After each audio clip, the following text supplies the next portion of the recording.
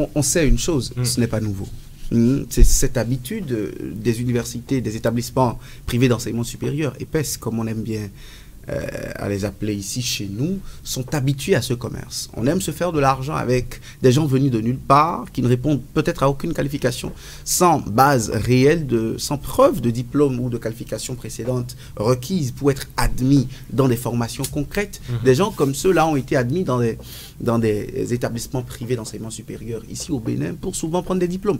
Alors, on sait que l'État béninois non plus n'est resté silencieux sur la question pendant longtemps. On a fermé, on voit les tours du ministère de l'enseignement supérieur, fermer des établissements d'enseignement supérieur pour défaut d'autorisation à ouvrir une filière ou une autre, parce qu'on a peut-être l'autorisation d'ouvrir une seule filière, mais en retour, on ouvre d'autres filières. Il y a également l'option bilingue qui n'est pas permise à la plupart des universités, mais qui offre ces formations chez nous. Et c'est le cas ici? Justement, dans ce justement, dossier. Ce n'est pas nouveau. Il y a 2-3 ans, et un peu plus tôt, ça arrivait déjà que des missions de contrôle du ministère mettent la main. Mais cela voudra dire, en fait, que si le phénomène persiste jusqu'aujourd'hui, au point où cette actualité rebondisse, pour que 21 000 étrangers viennent, on dit que même en un seul jour, des gens ont pu avoir un diplôme ici au Bénin. Le témoignage d'un journaliste nigérien, justement. Quand on ne continue pas à nous accuser de quelque chose comme ça, malgré la politique répressive que nous avions entre-temps mise en place, c'est qu'elle n'a pas réussi. Elle n'a pas su mettre les bons filets pour que les gens tombent dans les mailles. Et qu'entre-temps, il y a du laxisme aussi par endroit. Il y a un peu de clientélisme. On a favorisé le phénomène.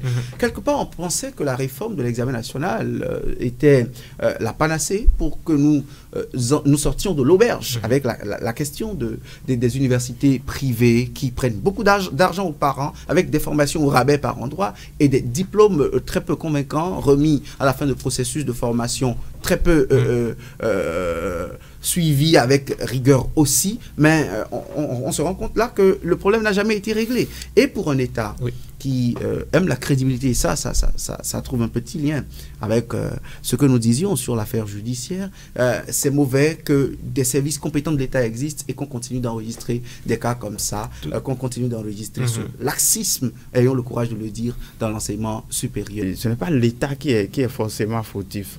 Il faut voir les acteurs.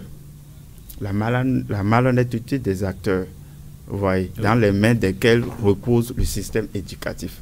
Lorsque vous montez une université ou bien un établissement privé d'enseignement supérieur et que l'État vous donne l'agrément, il faut que vous-même vous disciplinez. Il faut que vous respectez les règles.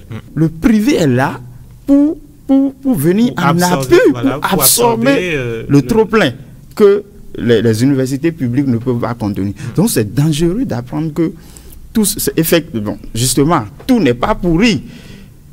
Mais lorsqu'on dit 22, au Bénin c'est 21 000 étudiants qui ont obtenu de faux diplômes, ça veut dire que la plaie est béante et qu'il faut aller de main forte pour la cicatrisation.